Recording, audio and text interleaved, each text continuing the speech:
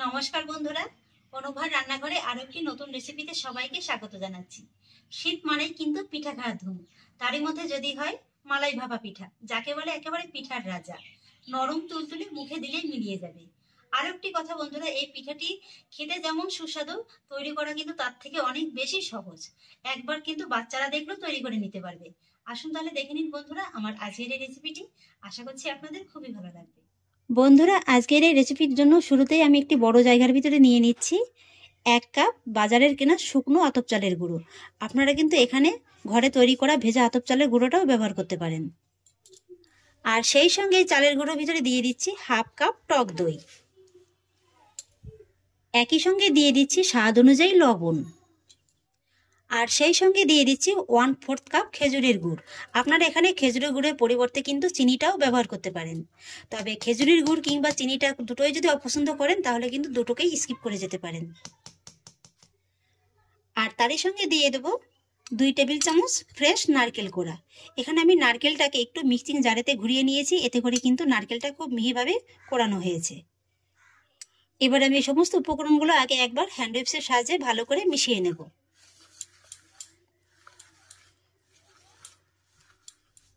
আর বন্ধুরা, আমি এখানে চালের গুঁড়ো দিয়ে তৈরি করছি আজকের এই পিঠাটা। আপনারা চাইলে কিন্তু সুজি দিয়েও করতে পারেন, তবে চালের গুঁড়ো দিয়ে হয়তো এর আগে এইভাবে পিঠাটা কখনো খেয়ে দেখেননি। একবার হলেও খেয়ে দেখতে পারেন, খেতে কিন্তু দুর্দান্ত লাগে। উপকরণগুলোকে আমি ভালো করে মিশিয়ে নিয়েছি। আর এবার আমি এর ভিতরে অল্প অল্প করে নর্মাল জল দিয়ে একটি ব্যাটার তৈরি করে নেব। আমি যে কাপ মেপের দইটা নিয়েছিলাম সেই কাপেতেই জলটা নিয়ে নিচ্ছি।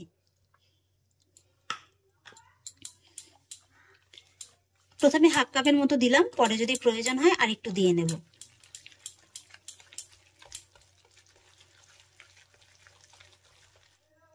আরো 1/2 কাপের মতো নিয়ে নিলাম, তবে এবার অর্ধেকটা করে দেব।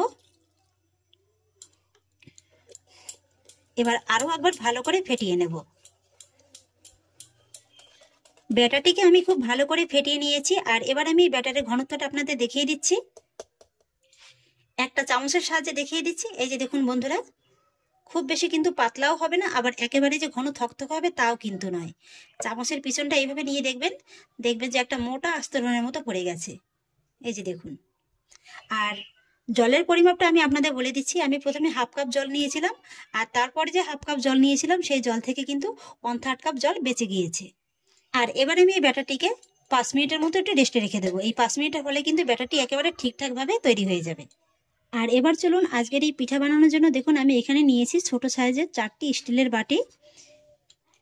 এবার বাটির গায়ে আমি খুব ভালো করে সাদা তেল ব্রাশ করে নেব। এখানে আপনারা চাইলে ঘিটাও ব্রাশ করে নিতে পারেন।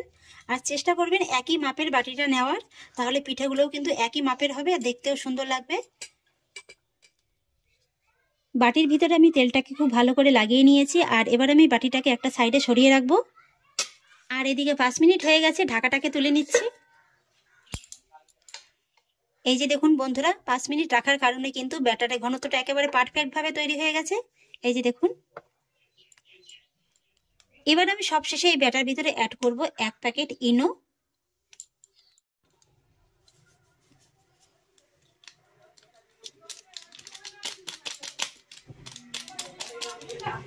ইনোটা দিয়ে ব্যাটারের সঙ্গে খুব ভালো করে মিশিয়ে নেব। ইনোটা দেওয়ার সঙ্গে সঙ্গে দেখুন কত সুন্দর একেবারে ফেনার মতো হয়ে গেছে। আর ইনোটা দিয়ে কিন্তু খুব বেশি সময় অপেক্ষা করা যাবে না, সঙ্গে সঙ্গে কিন্তু পিঠাটাকে তৈরি করে নিতে হবে। এবার আমি বাটির ভিতরে ব্যাটারটিকে ঢেলে নেব।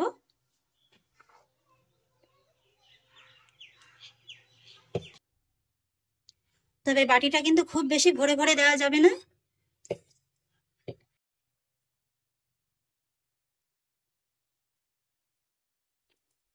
এইভাবে দেখুন একটু ফাঁকা রেখেই কিন্তু ব্যাটারটিকে ঢেলে নিতে হবে, কারণ এটা যখন পরে ফুলবে তাহলে কিন্তু যদি ভরে দেওয়া হয় এটা ফুলে বাইরে বেরিয়ে যাবে।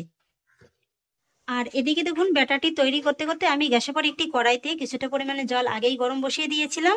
আর জলটা কিন্তু খুব ভালোভাবে ফুটে গিয়েছে। আর তার ভিতরে বসিয়ে দিয়েছি একটি স্ট্যান্ড। এবার আমি এই পিঠার থালাটা এই স্ট্যান্ডের পরে এইভাবে বসিয়ে দেব। আর তারপর একটা একটা করে পিঠার বাটি আমি এই থালার পরে বসিয়ে দেব।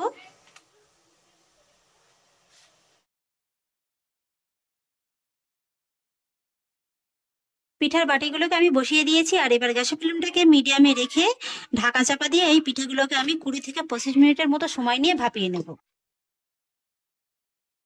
ফিরে এলাম বন্ধুরা 25 মিনিট বাদে। এবার ঢাকাটাকে তুলে আপনাদের দেখিয়ে দিচ্ছি। এই যে দেখুন বন্ধুরা, পিঠাগুলো কত সুন্দর একেবারে ফুলে গেছে।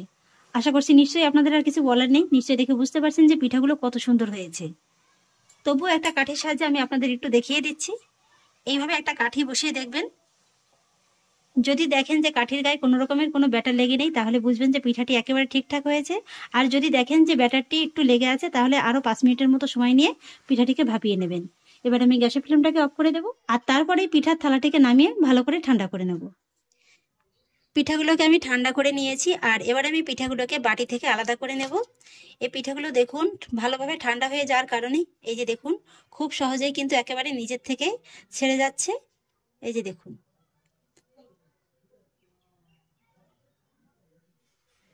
তারপরে এই পিঠাটাকে এইভাবে হাতের পরে দিয়ে আলতো হাতে একটু ট্যাপ ট্যাপ করে নিলেই দেখবেন পিঠাটা কত সুন্দর একেবারে পড়ে গেছে। এই যে দেখুন বন্ধুরা, কত সুন্দর পিঠাটি তৈরি হয়েছে। আর এই যে দেখুন বাটিটা একেবারে কিন্তু তুলোর মতো নরম, মনে হবে যেন একেবারে তুলোর বল খাচ্ছেন আপনারা। এই যে দেখুন, দেখতে কিন্তু অসম্ভব লোভনীয় হয়েছে।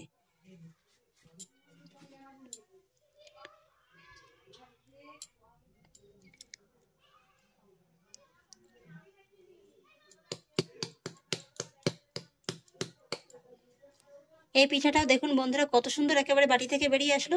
আর এইভাবেই আমি বাকি পিঠাগুলোকে বের করে নেব। এই যে বন্ধুরা এক এক করে আমি সবগুলো পিঠা বের করে নিয়েছি, আর অফ ক্যামেরায় কিন্তু আমি আরো একটি পিঠা তৈরি করে নিয়েছি। আপনারা চাইলে কিন্তু এই পিঠাগুলো শুধু শুধু খেয়ে নিতে পারেন, যেহেতু এর ভিতরে মিষ্টিটা দেওয়া আছে, খেতে খুবই ভালো লাগবে। তবে আমি আজকের এই পিঠাটি আরেকটু সুস্বাদু বানানোর জন্য একটা দুধের মালাই তৈরি করে নেব। আর সেই জন্য একটি কড়ার ভিতরে দিয়ে দিচ্ছি 1/4 কাপ চিনি। তবে এখানে আপনারা চিনির পরিবর্তে কিন্তু গুড় দিয়েও করতে পারেন, সেক্ষেত্রে কিন্তু গুড়ের ক্যারামেলটা তৈরি করার প্রয়োজন নেই। আর এখানে আমি 1/4 কাপ চিনিটা দিয়ে দিচ্ছি। আপনারা চাইলে কিন্তু চিনির পরিমাণটা একটু বাড়িয়ে কিংবা কমিয়েও দিতে পারেন। এবার আমি গ্যাসের ফ্লেমটাকে মিডিয়ামে রেখে এই চিনিটাকে কোনোভাবে প্রথমে নাড়াচাড়া না করে একটা ক্যারামেল তৈরি করে নেব। 2-1 মিনিট এইভাবে নাড়াচাড়া না করার কারণে দেখুন চিনির ভিতরে কিন্তু সুন্দর ক্যারামেল তৈরি হতে শুরু করে দিয়েছে। আর এইবার গ্যাসের ফ্লেমটাকে লোয়ে রেখে একটু এইভাবে নেড়েচেড়ে আমি চিনির ক্যারামেলটাকে পারফেক্টভাবে তৈরি করে নেব। তবে খেয়াল রাখবেন চিনির ক্যারামেলটা যেন পুড়ে না যায়, তাহলে কিন্তু আবার পিঠাটি খেতে তেতো লাগবে। এই যে বন্ধুরা, আমি ক্যারামেলের ভিতরে পছন্দ মতো একটা কালার তৈরি করে নিয়েছি। আর এবার আমি এই ক্যারামেলের ভিতরে অ্যাড করব 500 গ্রাম তরল দুধ। এখানে কিন্তু আমি দুধটাকে হালকা গরম করে নিয়েছি।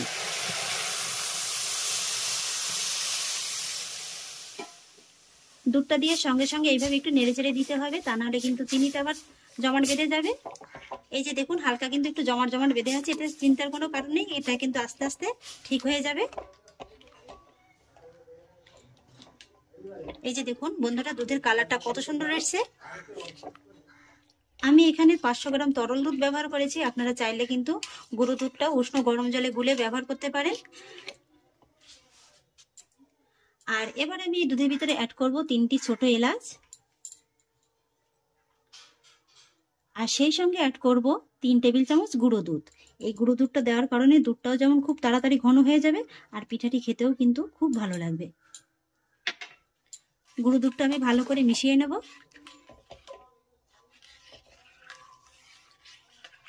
আর তারপর এর ভিতরে অ্যাড করব 1/3 কাপ নারকেল কোড়া। এটা সম্পূর্ণই অপশনাল, কাছে না থাকলে না দিলেও চলবে, তবে দিলে কিন্তু খেতে খুবই ভালো লাগে। মোটামুটি সমস্ত উপকরণগুলো আমার দেওয়া হয়ে গেছে। এবার গ্যাসের ফ্লেমটাকে মিডিয়ামে রেখে এই দুধটাকে আমি একবার একটু ভালো করে ফুটিয়ে নেব। এই যে দেখুন বন্ধুরা, 500 গ্রাম দুধ ফুটিয়ে কিন্তু আমি 350 গ্রামের মতো করে নিয়েছি। এর থেকে আর বেশি ঘন করে নেওয়ার প্রয়োজন নেই। এবার আমি গ্যাসের ফ্লেমটাকে অফ করে দেব, আর তারপরে গরম গরম দুধের মালাই এই পিঠার উপরে ঢেলে নেব।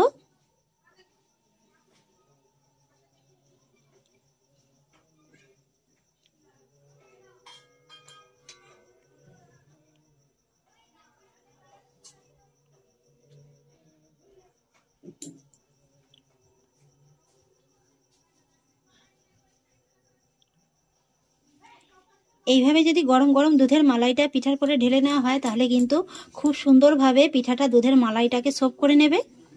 আর যদি ঠান্ডা অবস্থায় দেওয়া হয় তাহলে কিন্তু খুব ভালোভাবে ঢুকবে না। পুরো দুধের মালাইটাকে আমি পিঠার উপরে ঢেলে দিয়েছি, আর দেখার একটু সৌন্দর্যের জন্য উপর থেকে ছড়িয়ে দিয়েছি কিছুটা আমন্ড বাদাম কুচি। এটা সম্পূর্ণই অপশনাল। এবার দেখতে দেখুন বন্ধুরা, এর লুকটা কত সুন্দর লাগছে। এবার একটা পিঠা আমি আপনাদের একটু কেটে দেখিয়ে দিচ্ছি যে পিঠাটা ঠিক কেমন হয়েছে।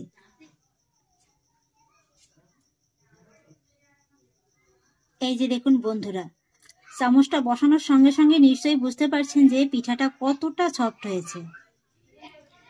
আমি কিন্তু পিঠাটার ভিতরে দুধের মালাইটা দেওয়ার সঙ্গে সঙ্গে আপনাদের দেখিয়ে দিচ্ছি। এটা যদি আপনারা 1 ঘন্টার মতো রেখে দেন তাহলে কিন্তু এর ভিতরে মালাইটা আরো খুব সুন্দরভাবে ঢুকে যাবে। তবুও দেখুন একেবারে কত সুন্দর, একেবারে নরম হয়েছে। তাহলে আশা করছি বন্ধুরা আমার আজকের এই পিঠা রেসিপিটি আপনাদেরও খুব ভালো লেগেছে। যদি ভালো লেগে থাকে তাহলে আমাকে অবশ্যই একটা লাইক এবং কমেন্ট করবেন, সেই সঙ্গে বন্ধুদের সঙ্গে শেয়ার করবেন। আর প্লিজ বন্ধুরা, যদি আমার পরিবারের নতুন সদস্য হয়ে থাকেন তাহলে একটা সাবস্ক্রাইব করে পাশে থাকা বেল আইকনটি প্রেস করে দেবেন। ফিরে আসছি পরের অন্য কোনো নতুন রেসিপি নিয়ে। সবাই ভালো থাকুন, সুস্থ থাকুন। ধন্যবাদ।